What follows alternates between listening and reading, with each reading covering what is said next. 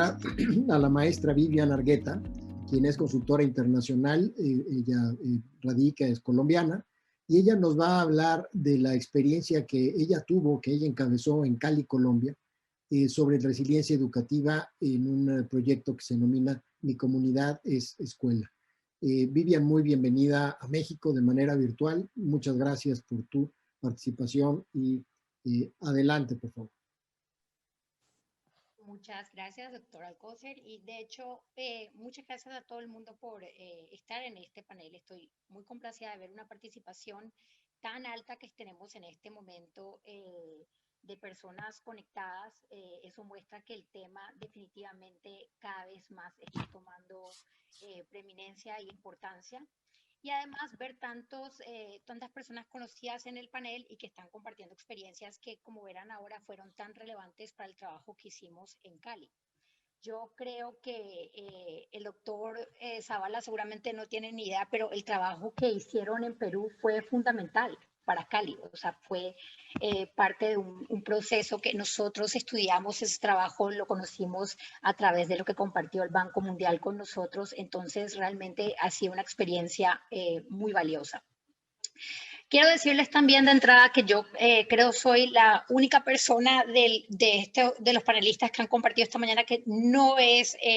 yo no soy ingeniera estructural. De hecho, la presentación que yo voy a compartir con ustedes tiene un enfoque diferente, pero creo muy importante a todo lo que se ha hablado hoy, porque yo les voy a contar un poco más el proceso de gestión que tuvimos que hacer, tanto al nivel directivo como al nivel, por decir así, técnico, para poder lograr hacer este proceso de incorporar la resiliencia en la infraestructura educativa, y que creo que es algo muy importante porque al final de cuentas sin eso, pues ustedes saben, no logramos nada. Pero antes de eso voy a darles un poco también de contexto acerca de Cali, porque a diferencia de muchos de los ponentes anteriores, yo no hablo de un nivel nacional, yo estoy hablando de una experiencia que es local, que es municipal, y que en cierta manera eso tuvo unas ventajas muy importantes. Cali es una ciudad, no es una ciudad pequeña, o sea, comparativamente es la tercera ciudad más grande del país y tiene aproximadamente 2.4 millones de habitantes.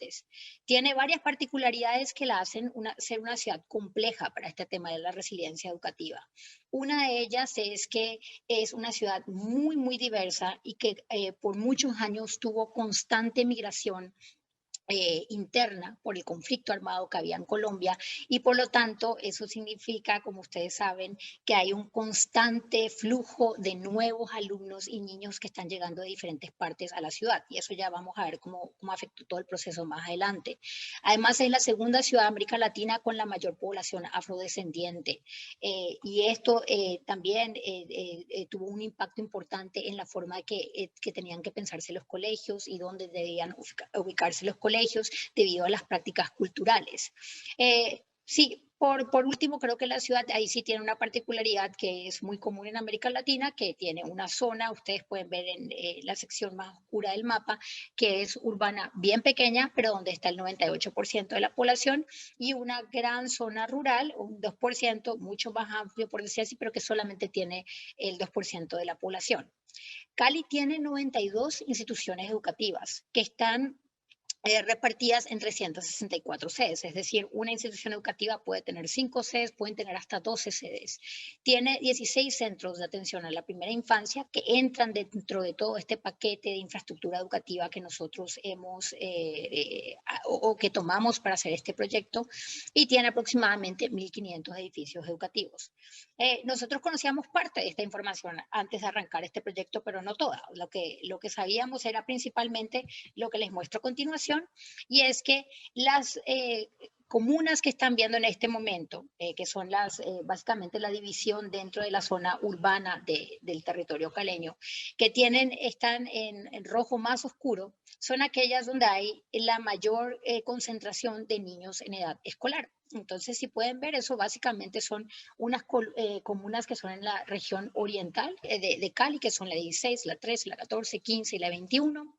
un poquito al norte de la ciudad, que es la Comuna 6, y un poquito la Comuna 7, y la zona de la Comuna 18. Aquí es donde en este momento, o pues en los últimos años, nosotros hemos visto la mayor concentración de niños en la ciudad. Sin embargo, cuando nosotros miramos el siguiente mapa que están viendo ahora, vemos que esta es la verdadera distribución de dónde están los colegios en la ciudad. Es decir, nosotros tenemos una concentración de colegios en zonas donde hace 30, 40 años estaban los niños, pero que hoy por hoy no es necesariamente donde están los niños. Sí tenemos una distribución en la zona rural, tenemos pues a lo largo de la ciudad, pero ya comenzamos a sentir lo que era el desfase entre dónde está la cobertura del servicio educativo y dónde están los niños. Esta realmente fue la problemática que llevó a que el gobierno priorizara una intervención en infraestructura educativa. Por supuesto, la verdad era que la intervención no era solamente para solucionar el tema de la infraestructura, sino que también la ciudad tenía un problema de altos índices de deserción escolar, teníamos prácticas antiguas e inefectivas de aula, teníamos un bajo rendimiento en las pruebas estandarizadas, y cuando juntamos esos temas que teníamos identificados en la ciudad con el hecho de una infraestructura vieja, que además era insuficiente, que además es insegura, debido a que Cali está en una zona sísmicamente compleja, que también ya lo voy a explicar, pues naturalmente el gobierno decidió o hubo una decisión muy importante de hacer una inversión en la infraestructura. Entonces, en un programa que fuera tanto de infraestructura educativa como de mejoramiento de los aprendizajes. Entonces, solamente para que vean, nosotros en parte de este proceso, nosotros conocimos Perú, de hecho fuimos a los colegios y estábamos aterrados de las similitudes que encontrábamos en algunos de los temas. Ustedes pueden ver colegios que están ubicados dentro de zonas urbanas que no tienen mayor expansión, o sea, no teníamos cómo crecer los colegios en términos, por decir así, horizontales. Entonces, la cobertura de esa manera no se iba a poder ampliar, pero además los colegios no están necesariamente donde están los niños. Tenemos colegios que estructuralmente no eran propicios, pues Cali es una ciudad que se encuentra dentro del cinturón de fuego del Pacífico también, y de hecho de los centros poblados de Colombia es la ciudad más grande que tiene la mayor amenaza sísmica. Sin embargo, esto no es un tema que está en el imaginario presente, por decir así, o que están conscientes la gran mayoría de las personas, y la legislación, por más de que ya hay normas justamente sobre sismoresistencia que se han estado produciendo, la gran mayoría de las instituciones educativas públicas se construyeron antes de que estas normas salieran, entonces ustedes ya se imaginan cómo es el proceso de conformación con esas normas. Además, los ambientes también desde el punto de vista simplemente de iluminación, de ventilación, de inclusión en términos de tener espacios que son accesibles, que son incluyentes, no cumplían con los estándares, y por supuesto pueden imaginarse el común denominador de lo que nos pasa con las baterías sanitarias y cómo esto está afectando la deserción escolar, particularmente de las niñas en los colegios. Todos estos temas, cuando uno los pone juntos, nos hacen darnos cuenta que en Cali no teníamos infraestructura que permitía tener ambientes de aprendizaje adecuados. Y por lo tanto, como mencionaba, el gobierno decidió hacer esa priorización. Esto es el gobierno municipal del 2016 al 2019, hizo una decisión de priorizar dos temas, que eran fortalecer la calidad y la relevancia de la educación y conectar con escuelas dignas, seguras y resilientes. Ahora, aclaro, en ningún momento se pensó que íbamos a hacer una intervención que fuera de todo el portafolio educativo, o no se estaba pensando, sino que se pensaba en intervenir algunas instituciones educativas, mejorarlas, hacer que estuviesen ampliar un poco la cobertura, construir unos colegios nuevos, pero no se tenía un pensamiento sistémico. En materia de calidad de la educación sí había como una forma de pensar mucho más amplia. Y en ese proceso, o sea, arrancando este proyecto en el 2016 y de implementarlos, nosotros también, como varios de los otros panelistas que han expuesto el día de hoy, conocimos el Programa Global de Escuelas Seguras del Banco Mundial. Karina ya anteriormente en su exposición mencionó algunos de estos principios, mencionó precisamente qué es lo que se planeaba hacer con el programa, pero sobre todo conocimos lo que era la hoja de ruta hacia escuelas seguras y resilientes. Y esa dinámica o sea, la importancia de pensar acerca del portafolio educativo del municipio de manera ecosistémica y no de caso a caso, que es tan común, como ustedes saben, y que es la razón por la cual el portafolio se iba deteriorando rutinariamente, porque es que nunca se hacían inversiones pensando en cómo fortalecer todo el portafolio de instituciones educativas, sino que pensando, no, pues hay que arreglar esta, hay que arreglar esta, y esas inversiones, como ustedes saben, son costosas y además son inefectivas y no solucionan el problema de fondo. O bueno, pueden ser efectivas, pero no solucionan el problema de fondo. Entonces, aquí nosotros nos enfrentamos a un tema. A nivel técnico, había una claridad absoluta de que nosotros teníamos que pensar en esta mirada ecosistémica. De que teníamos que, la única forma de poder garantizar que íbamos a tener un resultado o un impacto a largo plazo iba a ser de esta manera. Sin embargo, esto no era sencillo vendérselo pues al nivel directivo que en este momento estábamos pensando, pues tenemos aquí un proyecto, ustedes porque ahora están hablando de los próximos 12 años, cuando mencionábamos en los diferentes comités con el alcalde o hablábamos del tema de la amenaza sísmica, recuerdo una vez que el alcalde claramente mencionó, pero usted por qué está tan preocupada de que vaya a temblar en Cali. Y entonces tenía que,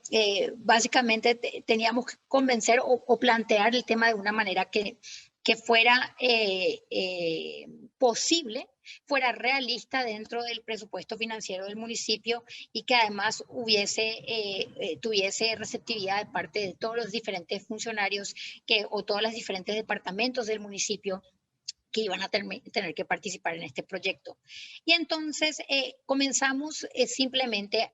vendiendo partes del modelo. Y lo primero que dijimos fue, bueno, pero déjenos tener un diagnóstico. O sea, esto es un tema que por lo general no tiene tanta oposición. Nosotros dijimos, queremos simplemente conocer exactamente cómo está nuestro portafolio educativo y qué tenemos en Cali y de esta manera podemos hacer una evaluación durante este proyecto de qué tanto podemos ampliar del alcance. Y fue así que realmente la información que yo les presentaba al comienzo la tuvimos muy claramente. O sea,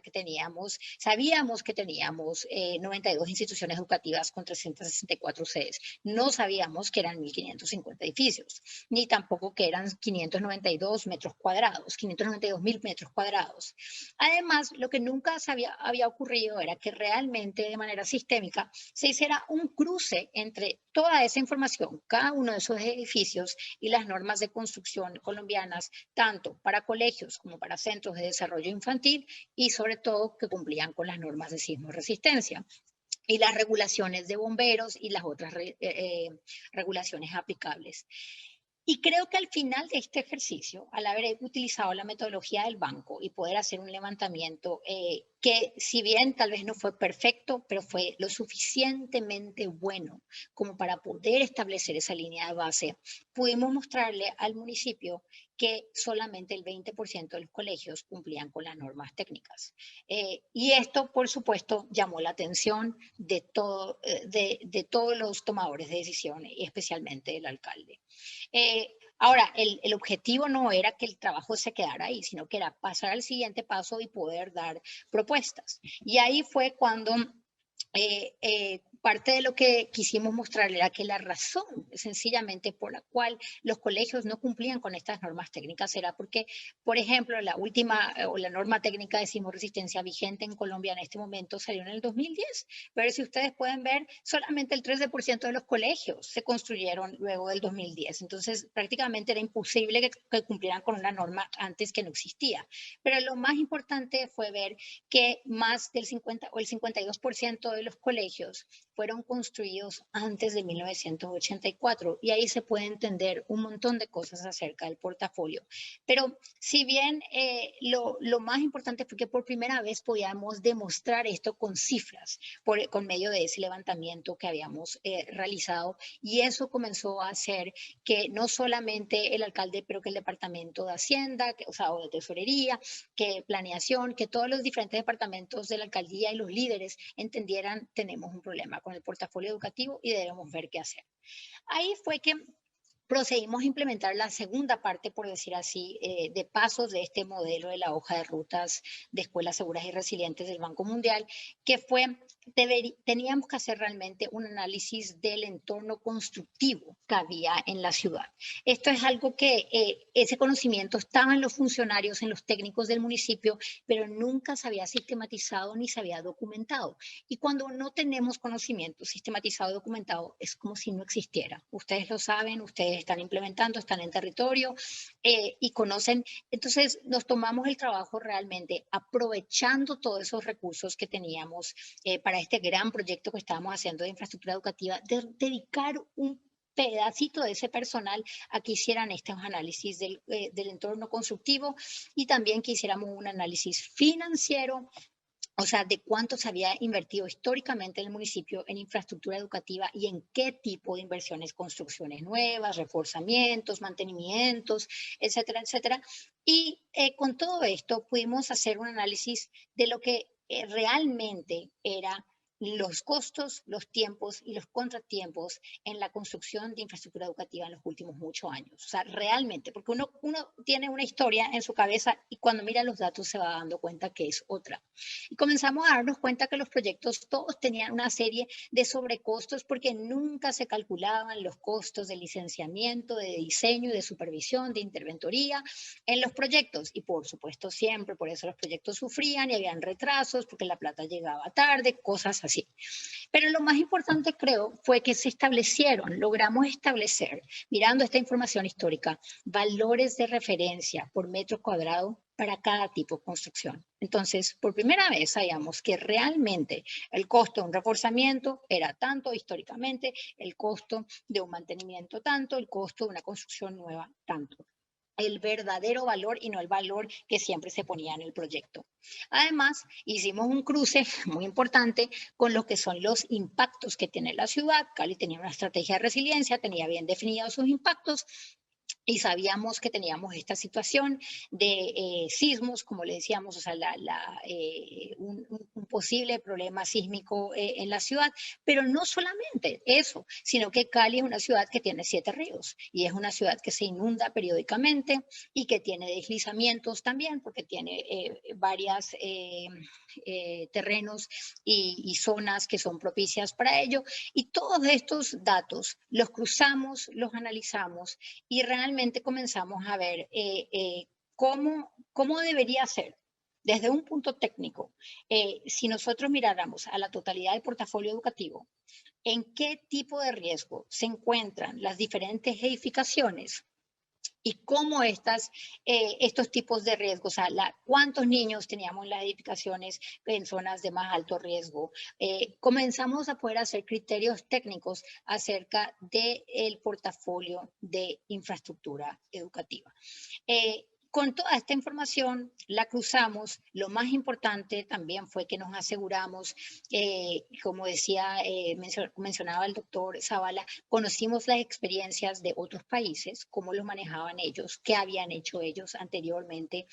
para resolver este tipo de problemas, y nos aseguramos que esa información no quedara en un grupo directivo de personas que cambian constantemente en las estructuras municipales, porque ustedes saben que cada vez que hay un cambio de administración y entra un nuevo gobierno, muchas veces cambian los directivos y el personal que es el personal técnico que lleva muchos años, no se beneficia de capacitaciones o viajes. Nosotros hicimos un esfuerzo, especialmente que ese personal de planta de la Secretaría de Educación, y no solamente de la Secretaría de Educación, del Departamento de Hacienda, del Departamento de Planación, o sea, de todos aquellos departamentos que iban a ser absolutamente vitales para el desarrollo,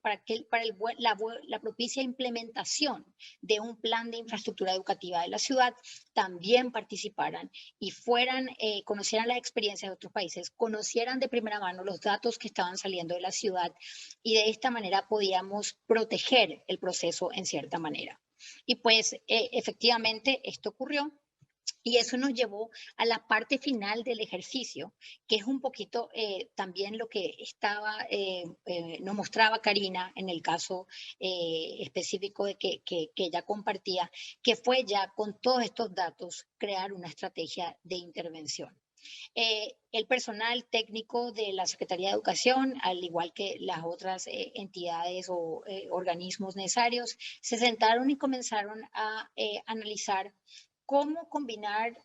consideraciones políticas y técnicas. Y la razón por la que lo digo es porque a veces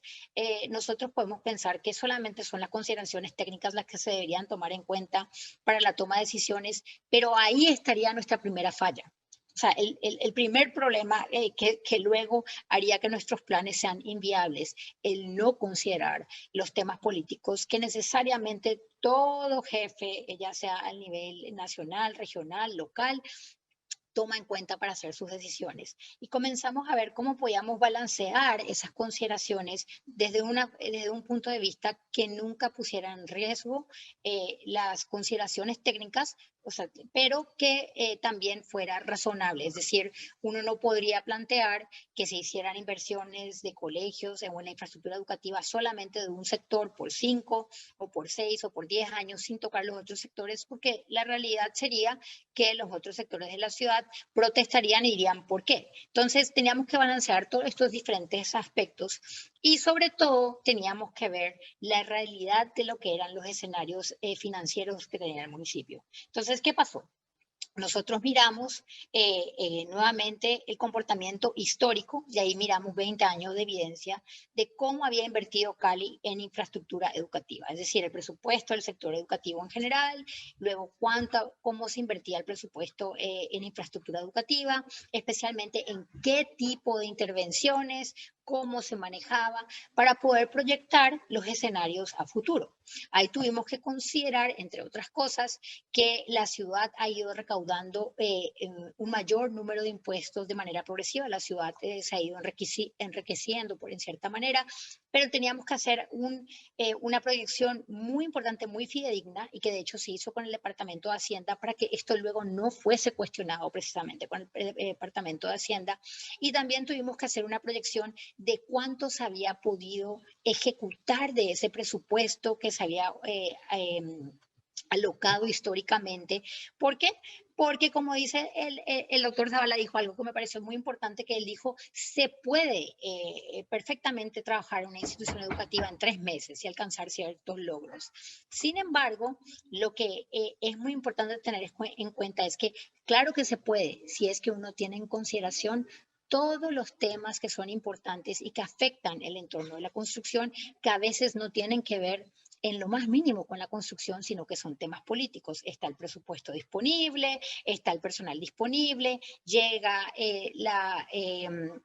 como se dice, se tienen los permisos correspondientes, o sea, todas esas cosas deben estar alineadas. Entonces también se trabajó justamente con el Departamento de Planeación y con otros actores en todo este proceso para poder tener escenarios financieros que fueran muy claros y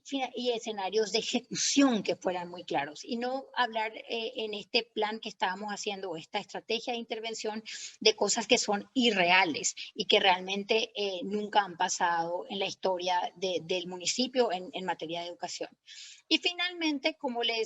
mencionaba, el cambio más importante y más grande que se hizo fue que comenzamos a pensar ya no de colegio a colegio, sino que comenzamos a pensar a escala. ¿Qué pasaría si la inversión en infraestructura educativa, en vez de pensarse año a año, como siempre se había pensado en Cali, lo que se hacía en el 2016, lo que se hacía en el 2017, 2018, se pensaba en un periodo de 4 años, de 8 años, de 12 años? ¿Para qué? Para que uno pudiese sacar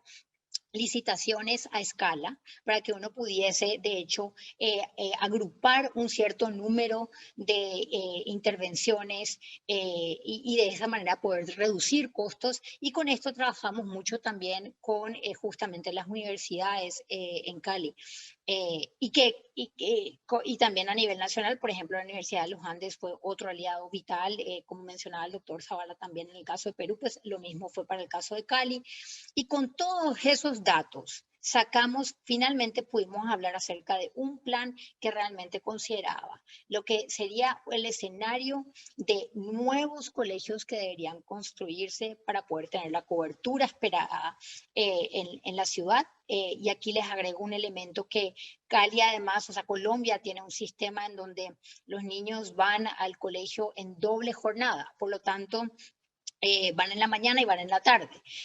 Pero hay un plan nacional, o sea, que el Ministerio de Educación Nacional tiene orientado, por supuesto, que todos los colegios deben pasarse a una jornada única. Por lo tanto, el crecimiento de las instituciones educativas es absolutamente imperativo, pues porque básicamente tenemos que lograr tener el mismo número de estudiantes, ya no en 2 jornadas, sino en una sola jornada, y eso implica todo tipo de consideraciones en materia de infraestructura que no solamente son de seguridad, sino que son logísticas y de cobertura, pero que son vitales en este ejercicio de planeación. También tuvimos que pensar por todo lo que han dicho los panelistas anteriores a mí, que han compartido en términos de de los esquemas que se hacen de evaluar si es que tiene más sentido reconstruir o reforzar, etcétera, etcétera. Por las mismas razones, nosotros teníamos que considerar un grupo de instituciones educativas que debían reconstruirse y por último, aquellas que iban a ser reforzadas o que iban a tener medidas de contingencia. Y lo que ven, la columna que ven al final, por decir así, esta diapositiva, lo que nos permitió mostrar es que en un primer escenario, nosotros teníamos consideradas 63 nuevas edificaciones de construcción, o sea, de nueva construcción. Y realmente lo que terminamos haciendo al correr los modelos una y otra vez, es darnos cuenta que nosotros podíamos pasar de una inversión de 2.9 billones de dólares a una inversión de 2.4 billones de dólares. O sea, nos ahorrábamos casi 500 millones de dólares en el proceso al simplemente hacer crecer nuestras edificaciones en altura. Entonces, porque como les mencionaba al inicio de la charla, ya estoy terminando, es simplemente que este proceso de gestión y poder mostrarle al alcalde que este presupuesto obviamente de 2.4 billones o 1.000 millones, disculpen, de dólares, que en términos de pesos colombianos nosotros ya habíamos visto se ajustaba a lo que eran las proyecciones presupuestales del municipio, no estábamos incrementando de manera exorbitante, quedaba una pequeña franja que no se podía cubrir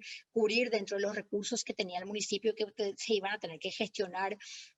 con cooperación internacional u otros mecanismos, pero lo que pudimos mostrar es que este era un universo factible, lo cual abrió todas las puertas y permitió que el municipio institucionalizara el plan, se llevara al Consejo y de hecho sea la lógica por la cual la ciudad está empezando a operar ahora. Ya creo que sé que se ha cumplido el tiempo, pero solamente quería mencionar una última cosita y es que por más de que nosotros miramos todos estos aspectos que son la resiliencia en términos de infraestructura, de pues sí, del sistema educativo, algo que no contemplamos en ese momento y que ahora lo estamos viviendo, porque nosotros alcanzamos a construir 16 nuevos colegios, 7 nuevos centros de desarrollo infantil en ese periodo de los 4 años, es lo que fue la infraestructura, la resiliencia soft, por decir así, que es exactamente la que necesitamos en este momento con lo que estamos experimentando de la pandemia. Entonces, solamente les dejo porque sé que tenemos un grupo muy técnico de participantes en esta ponencia, la importancia de siempre estar combinando y pensando en los dos tipos de resiliencia. La resiliencia educativa que tiene que ver con los aprendizajes al mismo tiempo de la infraestructura, porque al final de cuentas esos dos componentes son los que van a permitir que haya verdadera resiliencia en el sector educativo. Muchas gracias. Muchísimas gracias, Vivian. por tu tan interesante ponencia, haciéndonos recordar la importancia de los temas sociales para la definición y la correcta aplicación de las soluciones ingenieriles y estructurales, y sobre todo recordarnos que debemos de trabajar pensando en análisis y soluciones de portafolios de un amplio número de escuelas, no únicamente limitándonos a una escuela de manera individual o aislada.